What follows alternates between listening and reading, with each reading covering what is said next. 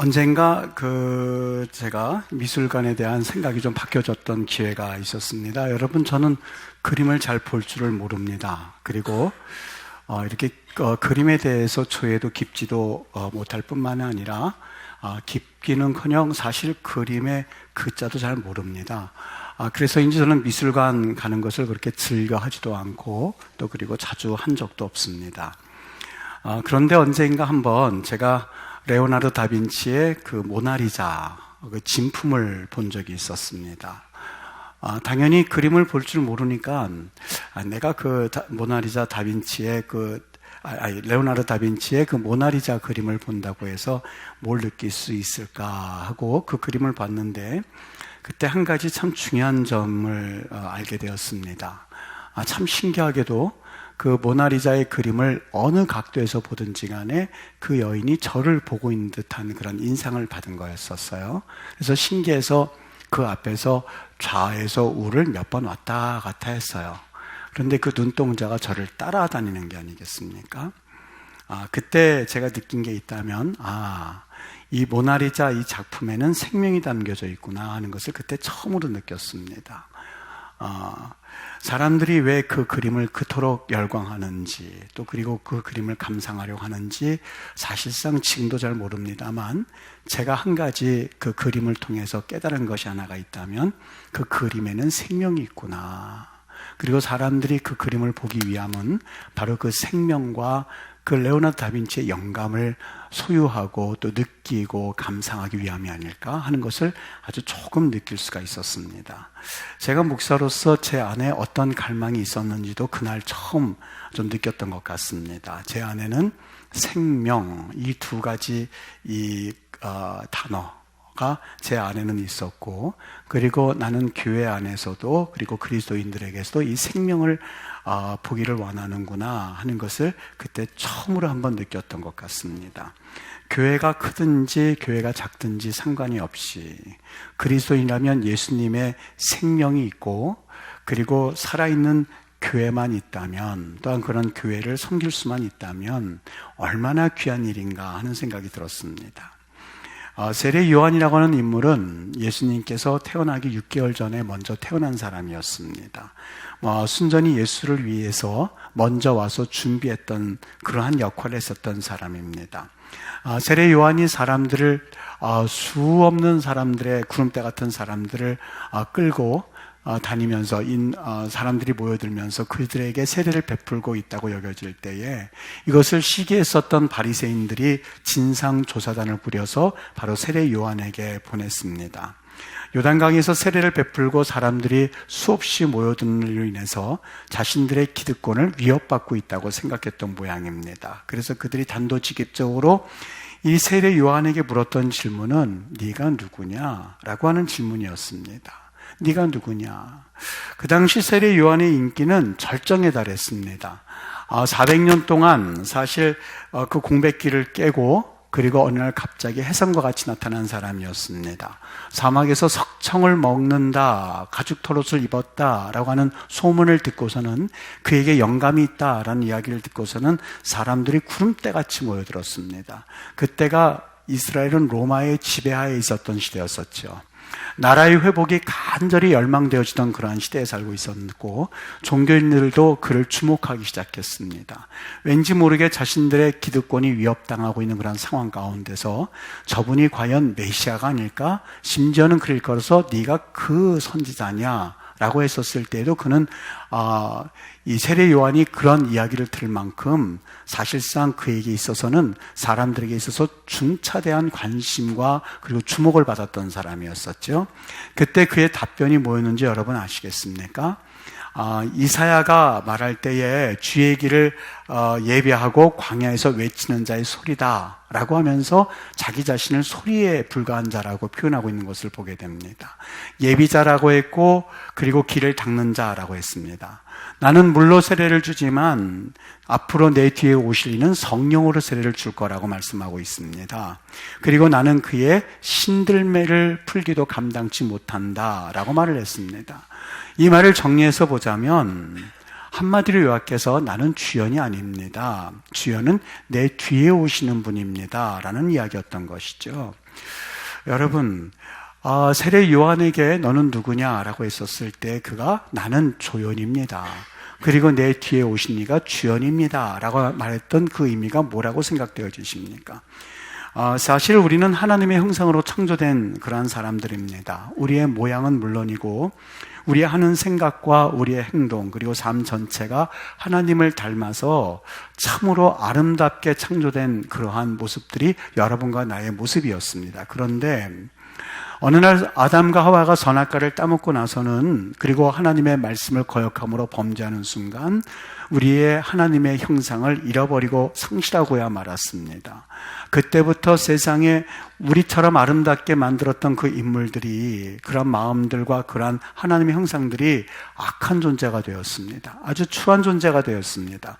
더러운 것이 더 어디 있을까 싶을 만큼 우리 인간은 타락하고 부패했습니다. 사실상 우리 안에는 하나님의 형상은 이제 온데간데 사라졌습니다. 겉보기에는 다 그럴듯해 보입니다만 속을 보면 그렇지 않습니다. 비겁하고 정직하지 못하고 있는 대로 욕심을 다 가지고 야비하고 악하고 추하고 교만하기 이를 데 없습니다. 우리의 속 생각과 우리의 마음들이 드러나지 않아서 그렇지 만일 우리의 생각과 우리의 삶들이 드러나게 되면 들통나게 되면 그 수치심 때문에 우리는 잠시도 여기에 있지를 못할 겁니다. 견디기 어려울 것입니다. 성경에 보니까 예수님이 재림하실 때에 자신의 죄를 회개하지 못한 죄인들이 그 죄가 드러나는 것이 두려워서 너무 수치스러워서 너무 고통스러워서 산과 바위가 무너져서 나를 덮어달라고 소리 지르는 모습이 성경에 기록되어 있습니다. 여러분 그것이 여러분과 나의 모습이었습니다. 심지어 성경에서는 모든 사람이 죄를 범했다 이렇게 되어 있습니다. 여긴 예외가 있을 수가 없습니다. 여기에 앉아있는 여러분과 그리고 설교하는 저를 다 포함해서 모든 사람이 죄를 범하였음에 그래서 하나님의 영광에 이르지 못했다. 의인은 없나니 하나도 없다라는 말씀을 성경에서 말씀하셨습니다. 그런데 오늘 이 대목을 보면서 이 말씀이 생각났던 것은 세례 요한이 역시 똑같은 죄인임에도 불구하고 많은 사람들이 주목하면서 네가 누구냐 했을 때에 일반적인 우리의 습성은 이렇게 말하는 것이 맞습니다. 저는 메시아라고 그렇게 말하지는 않겠습니다만 여러분 상상에 맡기겠습니다. 뭐 이렇게 말할 수도 있습니다. 저는 지금 이렇게 여러분들이 로마에서 해방되기를 바라면서 지도자를 찾고 있는데 제가 지도자라고 말하진 않겠습니다. 그러나 여러분 상상에 맡기겠습니다. 이렇게 말하면서 어물쩍 넘어갈 수도 있었습니다. 왜냐하면 우리에게는 교만이 있기 때문에 그렇습니다. 만일 그가 그렇게 한마디로 말했다면 이스라엘 백성을 등에 업고 충분히 하나님께 얼마나 크게 쓰임받고 있는가 하는 것을 부각하면서 사실상 자기들에게 왔었던 종교 조사단에게 그들을 대적할 수도 있었고 또 충분히 그럴 만한 능력도 그에게는 있었습니다. 그런데 그는 그렇게 하지 않았습니다. 세상적으로 볼 때 그만큼 영향력이 있었던 사람이 또 있었을까 할 만큼 그런 참 영향력이 있었습니다. 사람들이 몰려들고 그리고 사람들이 그를 환호하고 있었을 때에 그가 한마디만 어떻게 말하느냐에 따라서 사실상 그의 위치는 전혀 달라질 수 있었거든요. 그랬던 그가 했었던 말은 다른 데 있지 않습니다. 나는 광야에서 외치는 소리에 불과합니다. 그리고 내 뒤에 오시는 그리스도 앞에서 그분의 신발끈을 풀기도 감당하지 못할 겁니다. 라고 말하지 않습니까? 신발끈을 푸는 일은 주인이 바깥에서 돌아오실 때에 집의 하인들이 하는 일이었습니다. 그 중에서도 가장 서열이 낮은 하인이 하는 일이 주인의 신발끈을 푸는 일이었습니다. 세례 요한이 자기 자신을 그렇게 표현하고 있습니다. 많은 사람들이 열광하고 있고 수많은 사람들이 그를 주목하고 있을 때에 예수님을 바라보면서 보라 하나님의 어린 양이로다 라고 말할 뿐만이 아니라 나는 저분의 신발끈을 풀기도 감당하지 못할 만큼 나는 낮은 자입니다 라고 이야기를 하고 있는 것이죠. 도대체 그가 왜 그랬을까? 여러분 왜 그랬다고 생각이 되어지십니까? 그것은 오직 한 가지입니다. 그에게는 예수 그리스도 생명이 있었기 때문에 그렇습니다. 네가 누구냐라는 그 말에 이어서 3장에 가서 보면 그는 사람들 앞에서 이렇게 말합니다. 예수님은 흥하여야 하겠고 나는 쇠하여야 하리라. 여러분, 이 말은 예수님은 흥하게 될 것이고 나는 쇠하게 될 것입니다 라는 말이 아닙니다. 이 말을 영어 성경에서 must란 말을 써서 번역하고 있는 것을 보게 됩니다. 예수님은 반드시 흥하셔야만 하고 나는 높아질 것이 아니라 나는 반드시 쇠해져야만 합니다.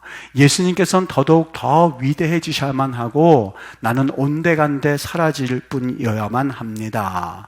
그렇게 되었으면 좋겠다라는 차원을 넘어서서 여기에는 반드시 must의 의미가 있었던 것이죠. 이 말 그대로 마치 그가 예언이라 했던 것처럼 세례 요한은 그의 말대로 쇠해졌습니다.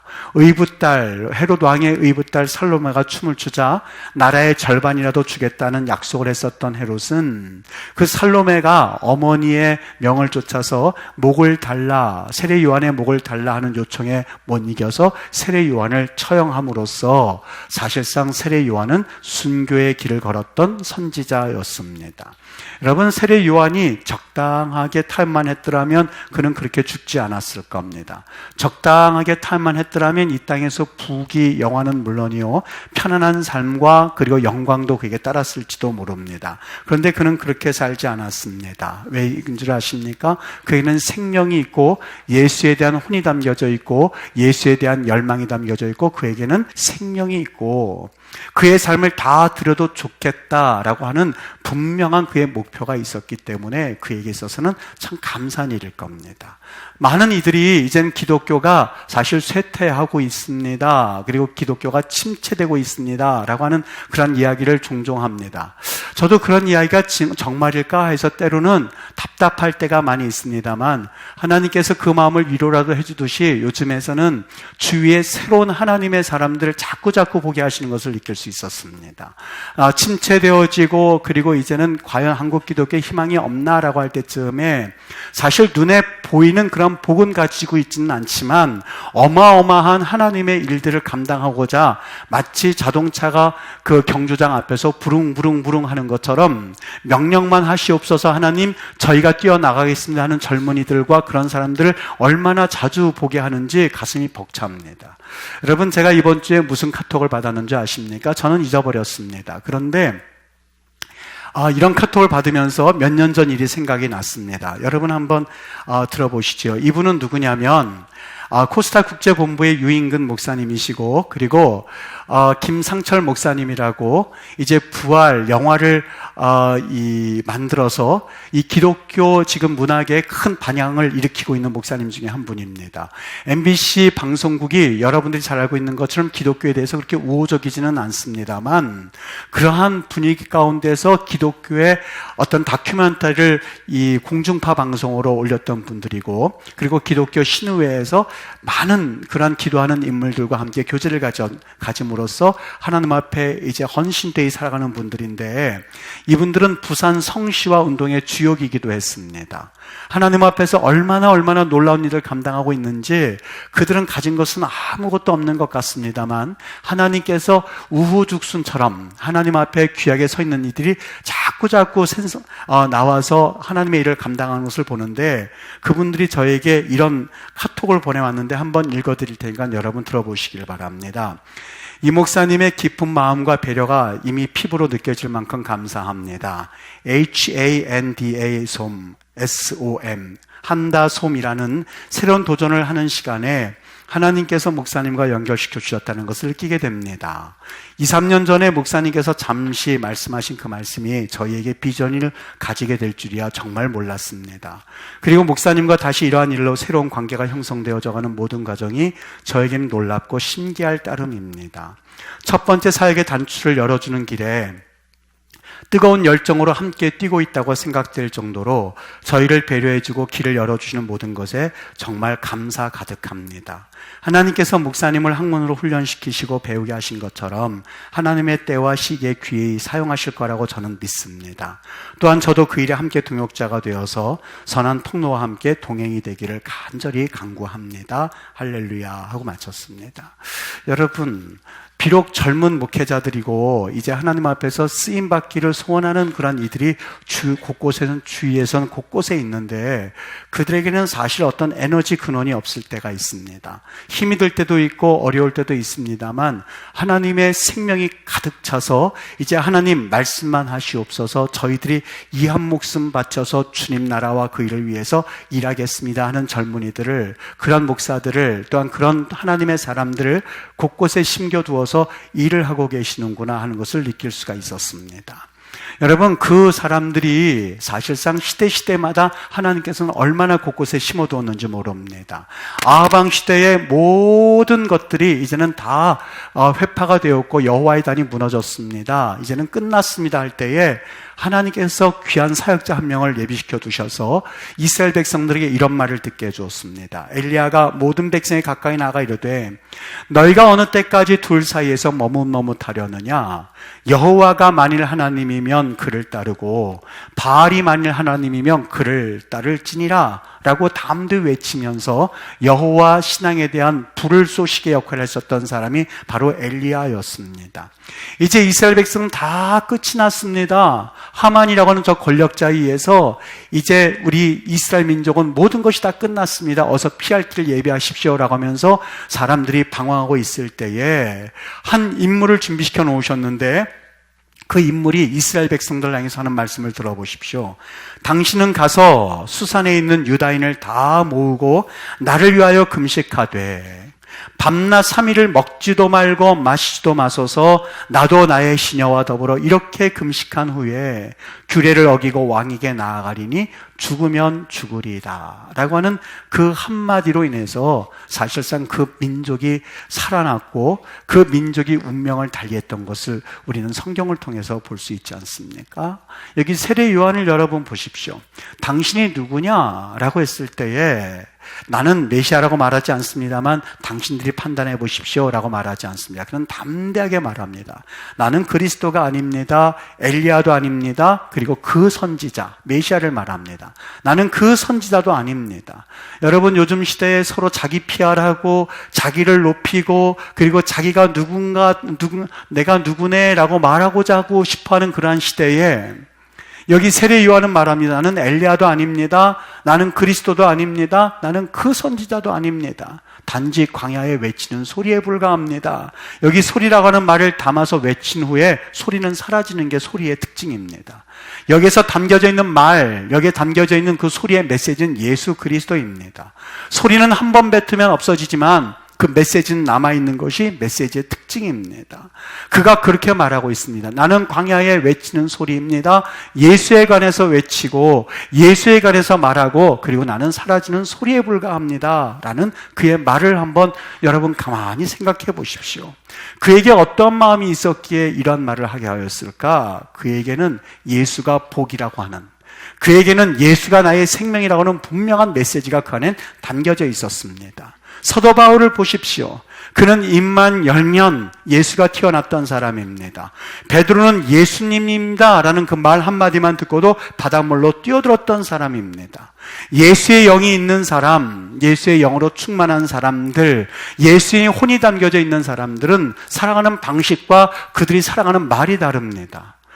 그들이 살아가는 행동 양식이 다릅니다. 생각하는 사고 자체가 다릅니다. 그리고 살아가는 행동 모든 것이 다 달라지게끔 되어 있습니다.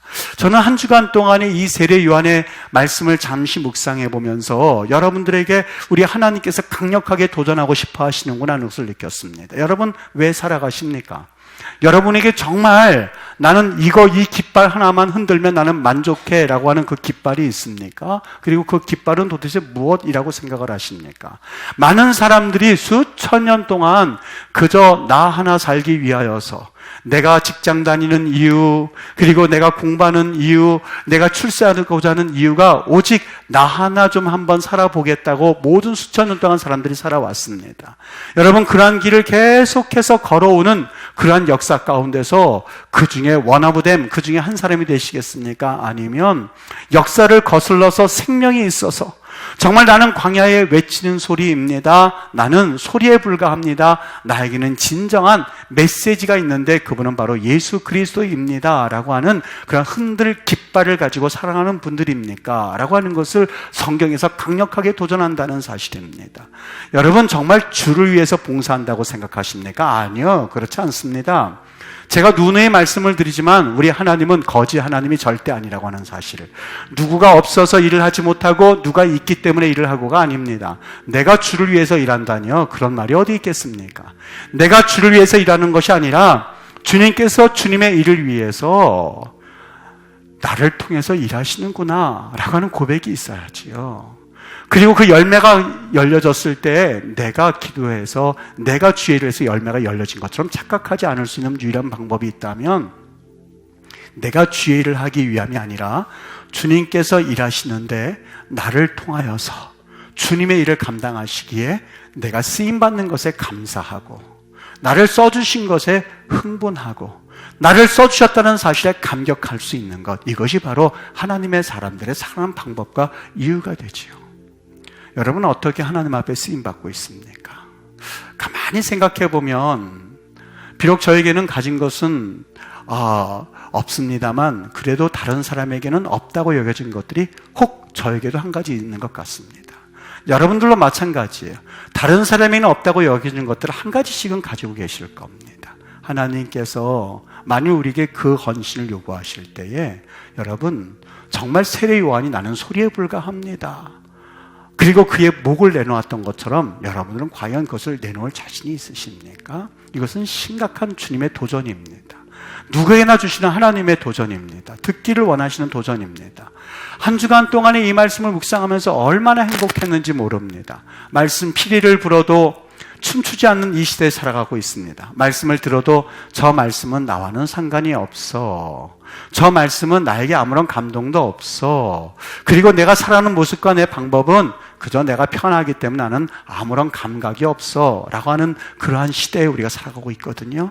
이 말씀이 여러분에게 어떻게 들려주십니까? 어떤 분들은 이 말씀을 듣고 저 말씀은 내가 들어야 될 말씀이야, 나 하나님 앞에서 살아가는 방법과 살아가는 태도를 달리할 거야 라고 하면서 새로운 인생을 살아가는 삶들도 있을 것입니다. 그러나 그냥 예배 한 번 또 드렸어, 그 말씀을 들었어 라고 지나가는 영혼도 있을 겁니다. 여러분 인생은 선택입니다.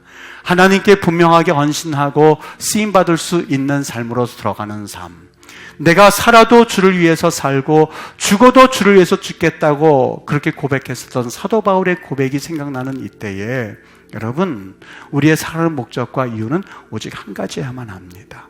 혼이 없는 노래, 혼이 없는 그림은 사실상 세상 사람들을 밟혀서 그래서 그냥 없어질 뿐입니다. 그러나 혼이 있는 노래와 혼이 있는 그림은 내가 1000개의 목숨이 있다 한다 할지라도 그 1000개의 목숨을 조선 땅에 바치겠습니다 라고 고백했던 이 땅을 향한 선교사의 고백은 그 무덤을 보고 묘비를 보는 이들마다 감동을 주어서 또 한 번 헌신하게 하고 또 헌신하게 하고 또 헌신하게 하고, 여러분 그 무덤을 본 사람들이 과연 몇 명이나 된다고 생각하십니까? 아마 수도 없이 많을 거예요.